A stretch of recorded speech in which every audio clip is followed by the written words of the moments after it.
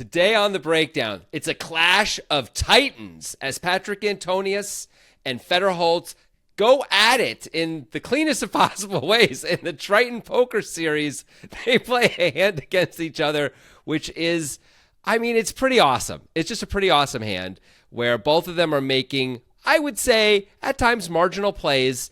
And, it's only going to work out for one of them, but there will be tough spots. There will be interesting decisions. There may even be a surprise or two. It's all going to come together at the end, as it always does on the breakdown, with Grant Dennison and Jonathan Levy.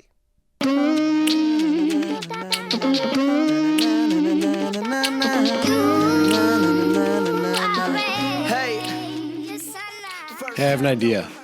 Yeah. Can we do this podcast in 20 minutes or less? Do you think it's doable? Absolutely. There's no chance we're doing that. We can totally do it. You have to believe. All right, let's talk really fast. Okay, let's go. No, so this don't talk fast. Don't work harder, work smarter. Less words, not faster words. Oh, okay. Antonius, poker, Triton, unknown event. Incredible. Yeah. Tough hand. All right, that was good. Yeah.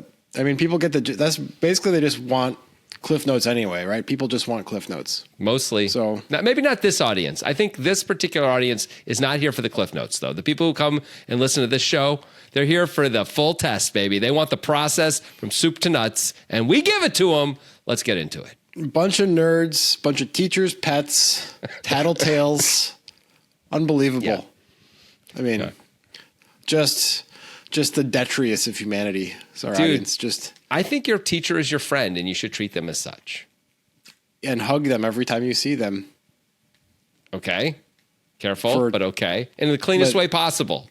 Yeah, but the hug has to last 12 or more seconds or it doesn't count.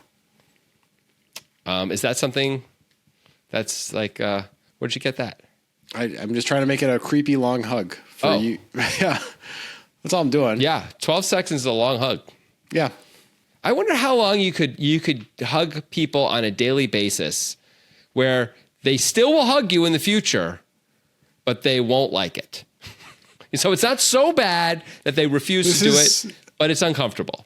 As the jester of society that you are, Jonathan, maybe this is something you can experiment with. 12 seconds probably it feels like an eternity, I would guess, if you're starting to hug somebody and you're not going to let go for 12 seconds. And it's not like a situation where they're grieving or something. It's just like I saw you again today and I saw you yesterday type of hug, which is not something that I like. I do not enjoy the daily hug thing. That's not not many people normal. do it. I would think even 4 seconds is pushing it if you're doing it regularly. Like 4 seconds is a long hug. If there's no reason to be hugging except hello, you're supposed to just be like, hey, and you're done, right? So to get in there and really hold feels like something's going on. I challenge you to do this, Jonathan. And you're currently... yes, I will do it. Good. What is it? You're currently back in the Pacific Northwest. I imagine you're going to play some poker. I will. Maybe I'll be there. Next time you sit down at a poker table at a local poker club, I would like you to hug everybody you know for 10 seconds or more. Okay, no. You have to make them get out of their chair. 10 seconds or more is impossible, and I know too many people in these poker rooms. You know that. You're coming back from out of town, so it almost makes sense. It's like I come here every 2 months. You have an excuse. You have an excuse at least. Every person I know, there's some people I know well, and there's a bunch of people I know because this is how it is when you play poker. If I have to hug everyone I know and who knows me by our first names, it's going to be way too many people. It's going to be super weird. They're going to be like, "What's wrong? Why is he hugging everyone and hugging everyone so long? Is he going to kill himself?" It would be one of the questions people may honestly ask. All right, better idea. Okay, table where at least 4 people. All right. Okay. You pick the 2 that you know the best. You do not hug those 2. You hug the other 2 for 10 seconds or more. Jeez. Could you do that? Ooh, these are tough challenges. I did not realize how hard these are going to be. Yeah. This is really hard. 10 seconds or more. I think hugging almost anyone for 10 seconds or more, like you're saying, in a non-grieving situation or a we're having sex situation is tough. Even we're having sex, 10 seconds is a long time, right? My goodness. You mean for the whole sex? The entire No, just like, you might hold that person, more just because, you've got a thing with them. But even that 10 seconds, maybe once in a while, but like regularly, come on. No one's got time for that. So are you going to do the 2 and 2 method? I'm definitely going to do the 2 and 2 method. And I will say not only that, but we are right on time. We're right on track to finish this podcast in 20 minutes at this point. See, I knew we could do it. It's perfect. We've done the banter. We can get right to the hand. We're like 6 minutes in. It's no problem. There's something unique about this hand, and it's not exactly what I would call a feature. Yeah, it's a feature. It's not a bug. Let's call it a feature. I don't know how to spin it as a feature. It's definitely hard to spin it as a feature. Jobs would have known how to do it, but I don't know how to do it. So the hand was suggested by Rutino. We appreciate the suggestion. Yeah. But it was an Instagram suggestion, and it didn't have a lot of information. Other than like the actions of the hand. We don't know what event it's from. I assume because of the timing of it, it's from the recent 200K Triton that Antonius won because he's involved, but I don't know for sure. We do not know the stage of the tournament. We do not know how many players remain, so we don't know the ICM situation, and that may sometimes affect decisions. But despite all that, it is the upshot is it's a high roller situation. A lot of money is on the line, and it's an interesting hand. So we decided to do it even without complete information. And maybe somebody who's in the audience, Rutino, maybe is one of these people who could do this, could tell us on Discord. By the way, there's a link to our Discord in the description of this podcast, either on YouTube or Spotify or wherever you're getting your podcasts. You could go to our Discord, join up. You could let us know where this hand is from. That would be useful information. You could tell us, posthumously. Yeah, I would like just out of curiosity. And then anybody else who's on the Discord could see too, if they're curious. Okay. Great. Yeah. Great. 13 minutes. Also, we have a new podcast. It's called Table Talk. It's awesome. If you like this show, you're going to love Table Talk. It's 10 minutes. It's Grant and I talking to each other. And sometimes now we're going to have guests as well. But we're going to talk about often hands that we played the way we talk at breaks of tournaments, So like we just sort of kick it out and we give each other our thoughts. It's unrehearsed, as everything is with the poker guys. If you like this show, you're going to love that show. You have to check it out. Table Talk. Yeah, we should probably try to make Table Talk, by the way, is on the same streams of podcast as you'll get this podcast, and it's also on the same YouTube channel. You don't have to find something new. It's just there for you whenever you want. If we want to really make it authentic, we should probably eat like whatever bars we're eating on break, because, in poker tournaments, there's always like a kind of a harried eating situation, so we were always carrying like Lara bars or Cliff bars or something. We should probably be eating those during Table Talk, because break is, the most typical time to eat those. I just got to have one of the biggest tropical smoothie cafe makes, the pomegranate plunge. That's what I always get in Vegas whenever I go to play an event. I get one of those in a sandwich, and it's like one of those big gulps, basically. And you just plop it down on the rail, and everyone looks at me. And at first they look at me with a little bit of scorn and derision. But within about an hour and a half, everyone is jealous as I'm eating my wonderful turkey sandwich, and they are hungry. And I'm just like, sorry, suckers. That's a great branding opportunity. It is. I wish I had taken advantage of that. Table Talk, we could eat whatever it is that the sponsors want us to eat, and then we're rich. Yep, that's step one, eat whatever they want us to eat. Step three, profit. Yeah, it's a great idea. Just to make the podcast a little longer, here's a little more inside baseball that's fun. So my personal email is connected to the Poker Guys YouTube account. So as far as like when somebody wants to do an advertising inquiry, so I get all the advertising inquiries, which are mostly trash. And the one that I got most recently is very funny. It was from the address it was from was San Pellegrino, but all one word. And it said, "Hello, we would like to talk about brand exposure opportunities with your show. Regards, the team." That was the whole email. Wow. I was like, okay, you didn't try very hard here. There's some sort of weird scam going on here, but you didn't try very hard. They're going to end up asking us to pay for something, to make the thing happen, first, like that's the new cool scam that I see works really well on lots of people. I just need $50 to get started and we're good to go. Yeah. Probably more than 50, probably like 600, but sure. Yeah. Well, that was a deleted email. Deleted that pretty quickly. Right. Hey, anyway, 10 and a half minutes. Let's do this. We're still in play here. I thought 10 and a half minutes remaining. I see. Yeah. Okay. 5K, 10K are the blinds. We do have some information about the hand, thankfully. Yeah. Antonius says 25 bigs. He's got 250K. He's under the gun. He has king nine of hearts. He decides to open. Okay. This is, he knows what he's doing, obviously, but against these types of players, I would probably just fold king nine of hearts under the gun with 25 bigs. I don't know. It's obviously an open in like a unraked cash game, or like deep in a tournament. Mm-hmm. What do you think? I think if you're Patrik Antonius, as long as you're being honest with yourself about how good you are at the table compared to your Triton counterparts, like Fedor Holz is obviously really, really good. And I don't know, I wouldn't think if I was Patrik, I was better than him. Patrik may think that, but I like sitting back at a tournament, I would guess Fedor's better. But I don't know who else is at the table. And so if the rest of the table is full of fish, especially in the big blind and stuff like that, and fish is the wrong word, but if there's a reasonable amount of whales at this table, I think this is a perfectly fine open for Patrik, or even pros who he thinks he's just clearly better than. I think it's okay to open this. He doesn't have to, though. It'd be very reasonable just to fold it with 25 bigs and just move on with his life. Yeah, but it's reasonable to open. I think it's just like, marginal. He makes it 21K, adds that 1K Jonathan Levy style to get that little extra fold equity. That's Jonathan loves that little extra fold equity that he thinks he's generating. Don't want someone to talk themselves into, oh God, it's just one more blind. So it's a little more. So like, forget it. It's not worth it. I fold. Right. Yeah. Which hands do you think are on the margin of that? Like, what's the hand that you're getting to fold? Offsuit. 10-7 offsuit. Jack 8 offsuit. They're calling 20K, but not 21K. Yeah, they're getting too good a price at 20. With the 10K big blind ante. Yeah. Hey, Negreanu does it too sometimes. I don't know. We're in our own little world over here. Well, so does Patrik. I think what Fedor does, in a way, defends Antonius's play here. Because Fedor is on the button. He's got 545K, so 55 bigs. He's got ace queen off, and he flats. Yeah. So I think in a way this is a defense of Antonius's open. Like he's just not going to get 3-bet that often off of the stack that he has, and it's obviously an easy fold if he gets 3-bet. It's not a problematic spot there. It's just like, I just gave up 2 blinds, which are kind of precious to me at this moment.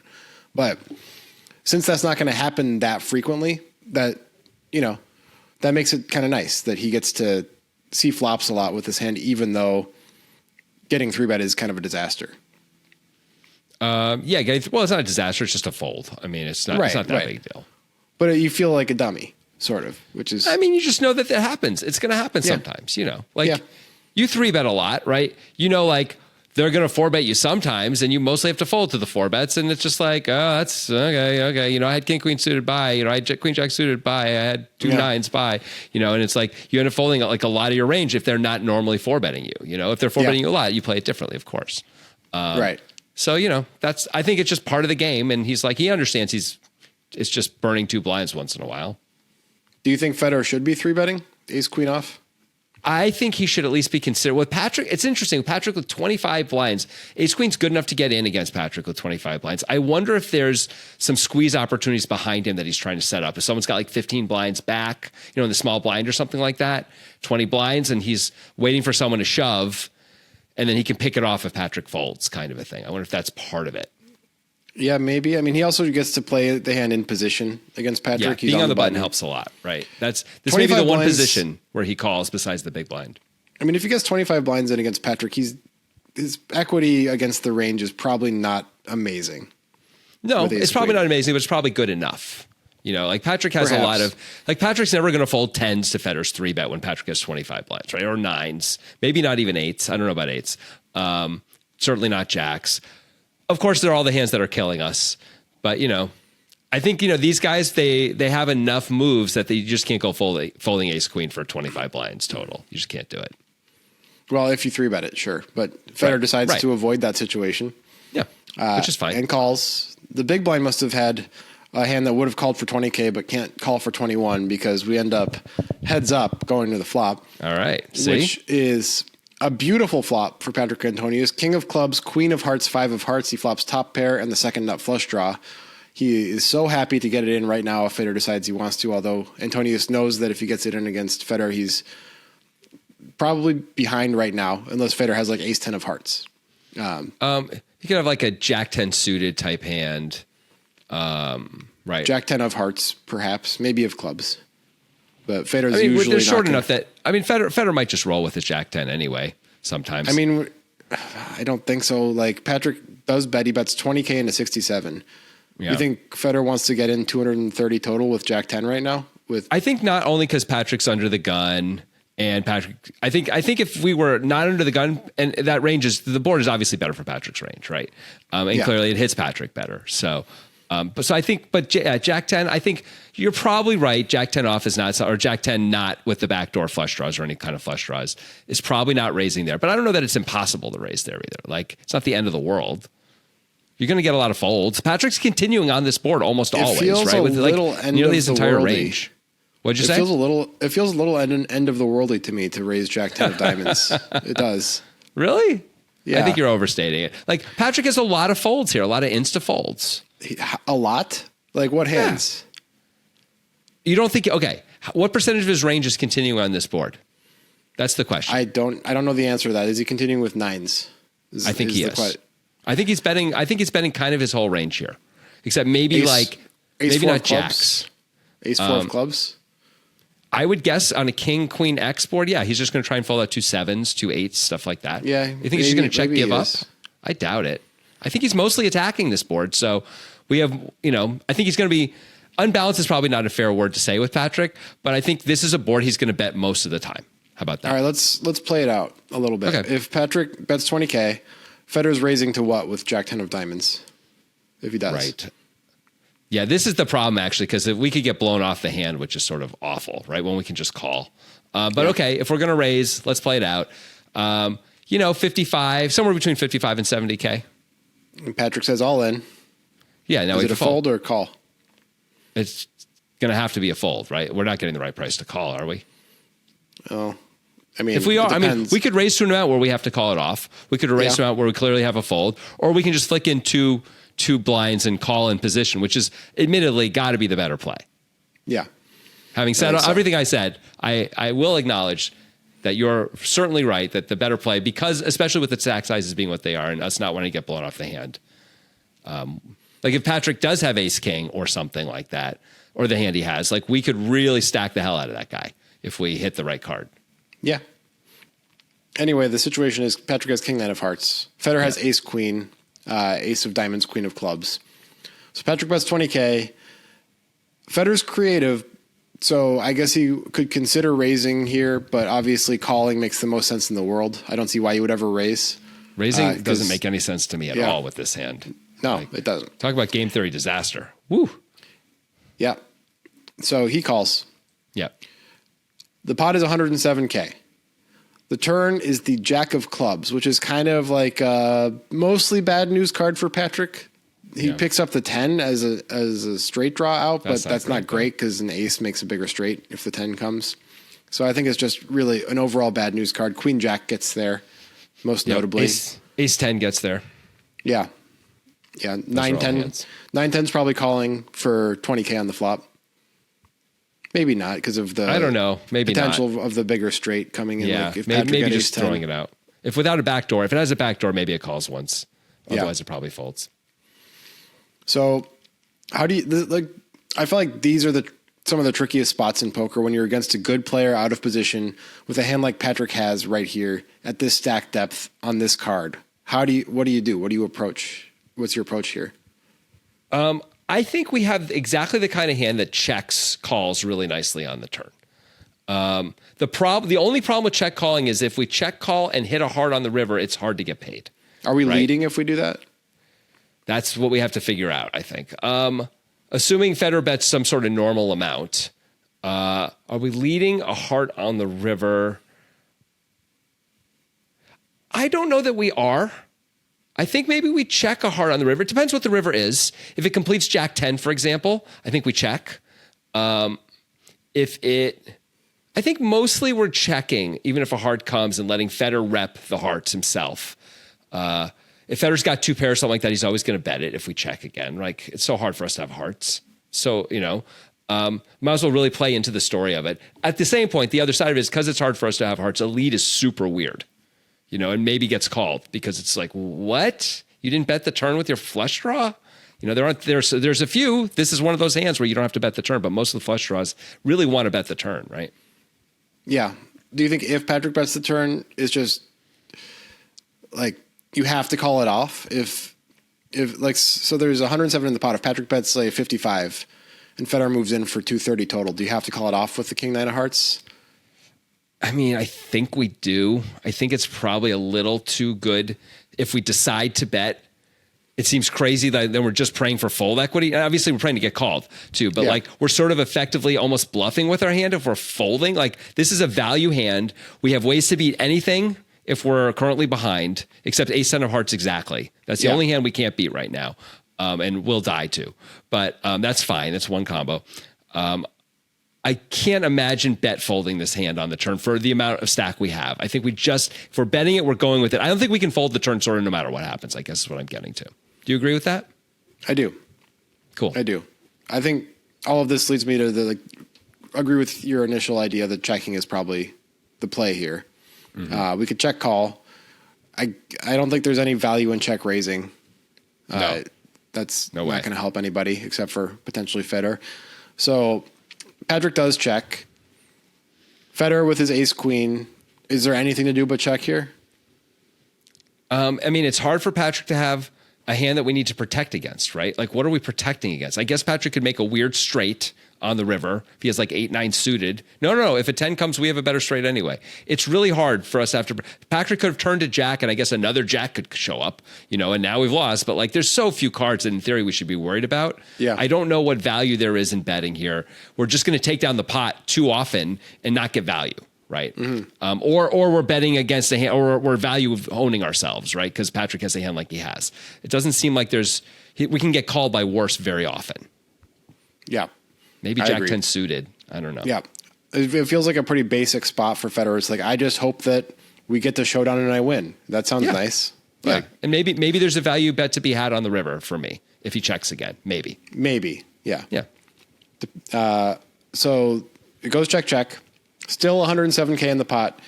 King, queen, 5, jack, 2 hearts on the flop. Second club comes on the turn. The river is the 4 of clubs. The third club, Fedor has the queen of clubs, which I think is going to be a huge factor in this hand. All right.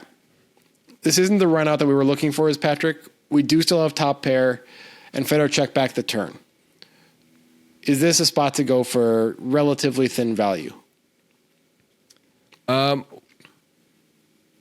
I think it's fine to bet thin and small, right? That way, if we're beat, it doesn't call. Like if we check and we're beat, we're probably having to call a bet anyway, right?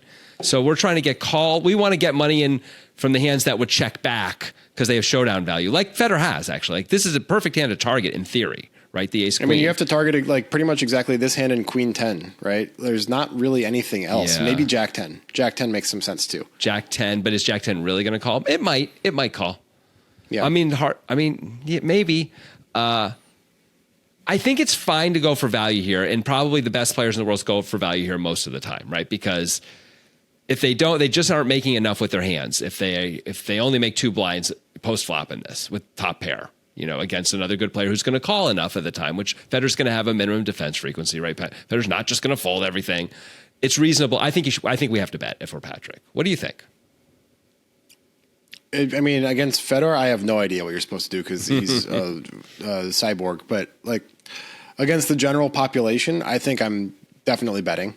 I think I'm ahead so much. Like they're going to bet a better king on. If they have king 10 plus, they're betting the turn. That might not be true of Fedor. I don't really know. But even if that's true, if Fedor somehow shows up with ace king, right, which is possible since he has ace queen, right? If we bet, he's probably just going to call with his 1 pair hand most of the time, especially as backdoor clubs comes in.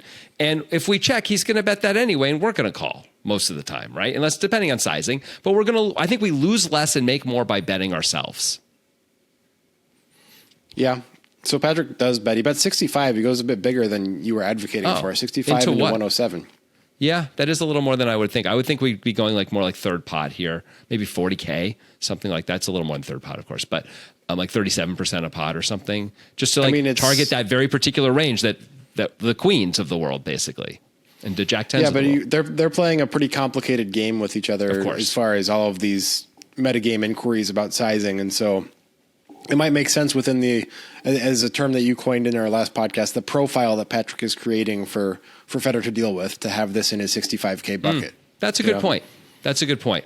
Where like if we're bluffing with, I mean, it's hard for us to be bluffing with missed hearts here, but it's possible, I guess. I guess we could have been going for like either a check raise on the turn. I think we'd be check raising the turn if we had like the ace five of hearts, right? Because we picked up the combo draw. If we check, that's the way we are playing that. Otherwise, we're just going to bet ourselves. But when we check, we're probably not check calling ace five of hearts very often in our mind, right? There's a five of hearts on the flop. Oh, damn it. Ace four of hearts then. Thank you.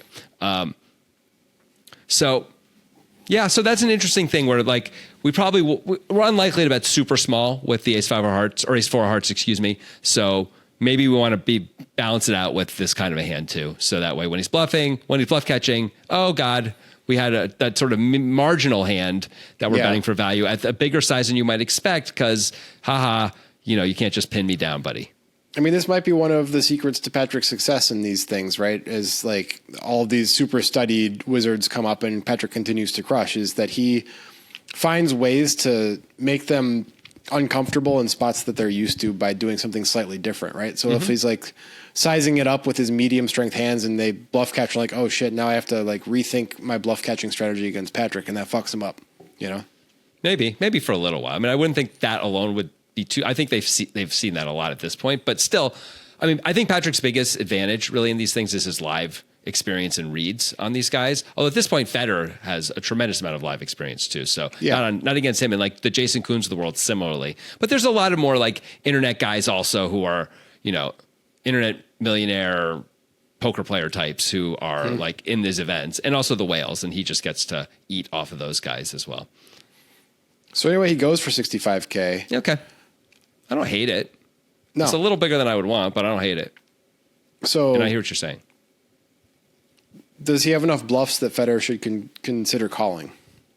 That is the first really interesting question. Like we have an absolute bluff catcher here, right? Yeah. At this point, when Patrick bets 2/3 a pot, we don't really, or a little less, but we don't have, like we shouldn't be able to beat value. We might be chopping once in a blue moon. Patrick might be going super thin here for value and with the ace queen himself, but that's like as good as it gets. I don't think we can hope that Patrick has queen 10 in his betting for value. No. So Patrick is the type of guy who is probably capable of turning jack 10 into a bluff here. I agree. So there's that. At the same point, hearts missed and maybe jack 10 doesn't need to be a bluff sometimes. Well, right? I think like you made a point earlier, and I agree with this, that I think without a pair with his hearts, Patrick is often betting the turn. Yeah. I mean, but he could be going for the check raise is what I was saying too. Like the ace X of hearts picks up the combo draw on the turn. It works pretty nicely as a check raise. Yeah. But he didn't get the opportunity, right? Because Fedor checked back. So, So I'm just saying. So that's one way where he can still have bluffs. Here on the river. Yeah. So I don't know if he needs. I don't know if he needs to bet jack 10 because he has other bluffs, weaker bluffs. There is some of that. I'm just going to say what happens, and I think I have it sort of reasoned out in my head as to why Fedor does this. A couple different reasons, but Fedor moves in. With the ace queen, obviously as a bluff. He knows he's not like trying to get a call from queen 10 or something. He's definitely not. And I know historically we've said obviously as a bluff before, and we were wrong. But I'm going to do it again. I'm going to do it again. For sure, I think there's a couple key factors here. The main they all have to do. Well, they have to do with the actions of the hand, but also Fedor having the queen of clubs in his hand, because the river is critically the third club. Mm-hmm. So who has more clubs in their range? Now, it makes a lot of sense for Patrick to have clubs in his hand if he has queen X of clubs, right? Yeah. But Fedor blocks that. Like if Patrick has queen 10 of clubs, maybe queen 10 of clubs would have bet the turn, but it's kind of similar to king 9 of hearts, right? Where he might have gone into check call mode. So those are the most reasonable clubs that that Patrick would get to the river with, is the queen and something of clubs, right? Which is probably just queen 9 or queen 10 plus of clubs, I would guess. Mm-hmm. So it's ace queen and queen 10 and maybe queen 9 of clubs. Yeah. And Fedor blocks that. All other club combos might have been bet on the turn. The one that stands out as a possibility is ace 5 of clubs, but that's showdown value in like name only, basically.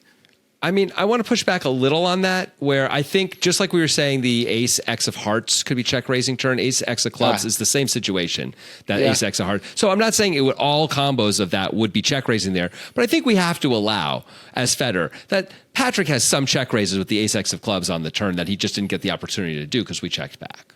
Yeah. Yeah, there's some of that, but he also has to have bet them on the flop, which I know he has the back door, not flush draw there, and he's printing money with a 20K bet, but he's not going to bet them 100% of the time, most likely. He's going to bet them a high frequency, but not 100%. I'm sure you're right. Yeah. So yeah, there is some where he was like trying to go for the check raise with the ace X of clubs. I guess that's possible. Mm-hmm. But I think Fedor must believe that Patrik's most likely holdings based on action when clubs involve the queen of clubs. And that's why he does this. Mm-hmm. He also believes that Patrik would play hands like ace king, aces, and any other king that he shows up with here. He might have as weak as king 8 suited, I would guess. Something like that. I think that's opening. As bad as it would get, yeah. Yeah. I want to say one other thing, too, which I think it's Randy Liu is doing the commentary. I think it's him. I just heard it really quickly. There's Brian Rast, I think. Oh, it's Rast. Okay. And some other guy with him. Okay, sorry, guys. It might be Brian Rast and Randy Liu. I don't know. That's my guess. Anyway, either way, one of them says Fedor has very few hands that he would call pre-flop with on the button that are unsuited. Yeah. So, like, there's not too many I have a naked club here hands for Fedor.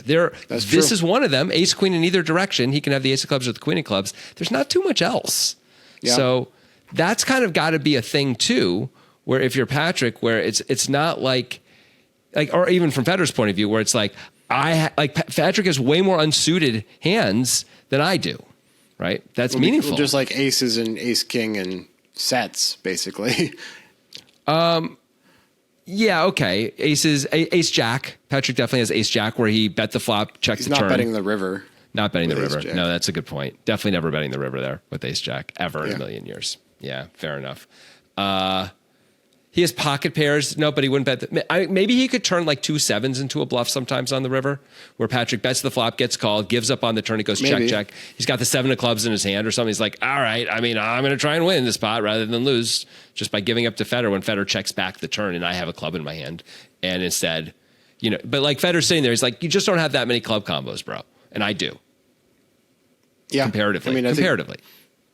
I think Fedor is repping the checked back queen X of clubs in his hand mostly. I don't think he has a lot of ace X of clubs. Maybe he does. Fedor's definitely going to check back sometimes with that. I know, against weaker competition, that's probably almost always a bet on the turn, right? Because you don't need to, because they're not even going to remember what happened on the turn when we get to the river. Some of them, right? But against Patrik, you have to be able to check back your nut flush draw once in a while in position when he checks. That's true.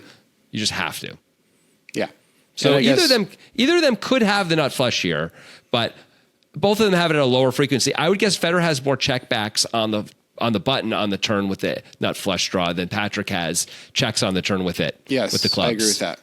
I actually agree with that. And so it seems like a spot where it's not like a pure perfect play where it's almost always going to work because of the situation and the blocker, but the blocker is enough that against this competition, Fedor thinks he needs to make the play. Mm-hmm. Right. And what's Patrik going to do with a hand like ace king with the ace of clubs here on the river? If he bets 65 and Fedor moves in, is he calling with the ace of clubs or is he just folding? I don't know because Patrik ends up folding because he has thin value, right? And he has 2 hearts in his hand, which is bad.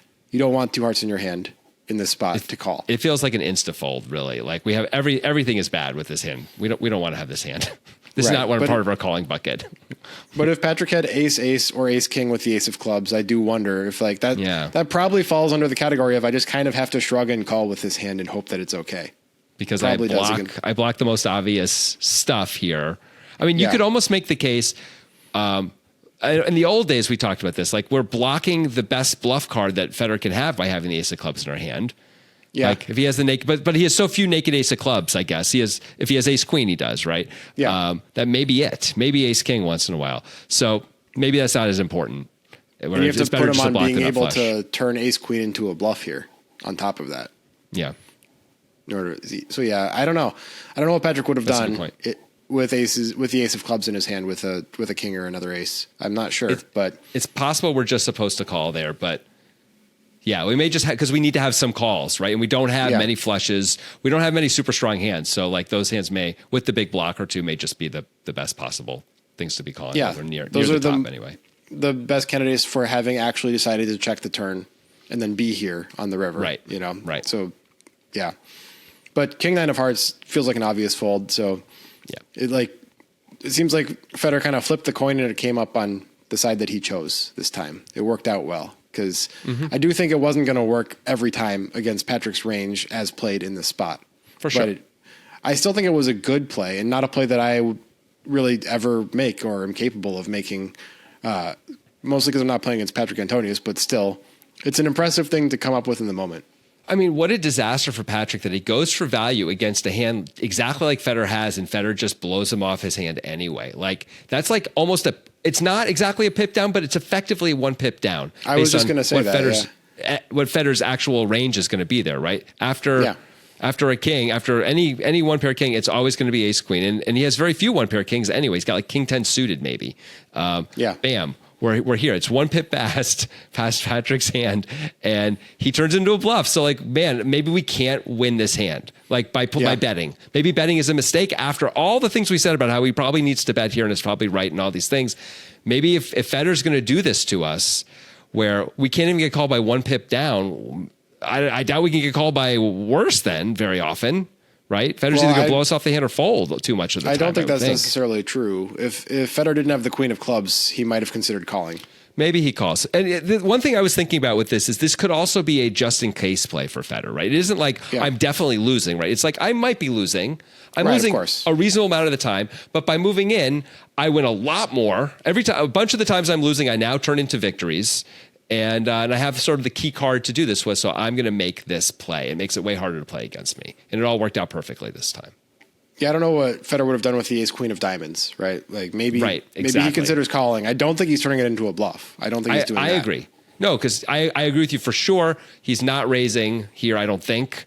But I don't know what he does. I mean, if he's folding the ace queen of diamonds, that's a real problem. But I don't know that he's doing that. He really might be calling the ace queen of diamonds, but it feels like you're calling to chop or bluff catch only. There's no value that's worse, like we said. It's mostly bluff catch. Yeah. I mean, there could be some, like you're saying, like 2 7s, and there's stuff like that. It's Patrik. He's going to have some bluffs. Yeah, that's right. So yeah, you probably find a call with ace queen of diamonds, but not this hand. This hand turns into a bluff and a cool play. And 37.5 minutes is the same thing as 20 minutes, right? I was going to claim that we did it and pulled it off, but you beat me to the punch and sort of in your own weird way claimed we did it, I guess. Now that I was just going to say it was 20 minutes though, and gaslight. Oh, you were just going to straight up lie. I'm distorting reality. Huh. I'm changing what time means. You know what? I just realized gaslighting would be more me saying like, we always said it was going to be 37 minutes, right? That's gaslighting. No. We agreed 37 minutes. And that's what we've been talking about the whole time. What are you talking about 20 minutes? That's gaslighting. I should have done that. The problem is it's recorded. They can go back and listen. It's hard to do that. Just convince them that they're crazy. That's one of the big moves of gaslighters, right? Convince them they're crazy. So we have to go to every individual podcast listener, listen to the part where we say 20 minutes with them and be like, I heard 37 minutes, didn't you? You heard 37 minutes that time, right? When we were talking about how long it was going to be. Okay, super quick story here. It's not about poker, but it is about this, and this is real. So I used to work with families with autistic kids, and one of the things we would do is videotape the families working with their kids, like individually, and then I'd watch the video with them and sort of give them training and feedback so they could see what I was seeing instead of just talking about it, which is normally what we did. But once in a while, we do it with video. So this family's working with a special needs kid who doesn't have speech, right? Which is a fairly common thing with the kids I was working with and their families.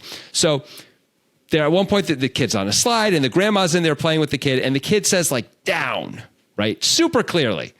And so we're watching the video afterward, and the kid says down, and nothing happens. Like no one helps the kid down, no one celebrates the kid. So I stop and I say like, so what were you thinking there? Blah, blah, blah. Why did you do what you did? I'm just trying to understand what happened, that they didn't make a big deal out of this. That's what you would do in theory, at least with the technique I was using. And they're like, have no idea what I'm talking about. And I say, well, when he says down, like, why didn't you like acknowledge it in some way or celebrate him or take him down or do something? So we saw that it worked, like the power of language, like we've been talking about. And they both the mom and the grandmother adamantly said he did not say the word. And I said, we have videotape. And we went back and watched the video, and I said, right there. And they did not hear it and did not agree with me that he said the word down. And we watched the tape, I kid you not, 9 times in a row before they could hear it. And I said, right there, okay. At the end, I'm like, okay, it's coming up in 2 seconds. 1, now. And then he would say down, and it took a while even for them to hear it then. And eventually they could hear it. Like, it was so wild. Was it really quiet or something? No, it was not quiet. I think it's just that they had got themselves with the filter of he's not speaking. So he makes sounds, but he's not speaking. So they just couldn't process it as a word. They weren't hearing his sounds as words. And I, as a trainer of that, very much was clued into that kind of stuff. And so it was extra. I mean, I was better at it than most people would be. I was trained to do it that way. But I've never seen people just consistently dispute video evidence for so much time. And then, of course, they turned around and really heard it and saw it and got very excited about it. But it was so hard for them. It was really interesting. Well, never seen that before or since. That's also what happened in this hand. Yeah, exactly the same thing. Music is my sunlight, and all I need is one mic, and I can show every single MC how it's done right. Every time I come by, I'm bound to leave them tongue-tied. I'm sipping on liquor, a quitter is what I'm not. We got one life, and I took a minor break, but I'm back to claim the throne. And gonna be traveling the globe, and still have time to make it home. And you gonna be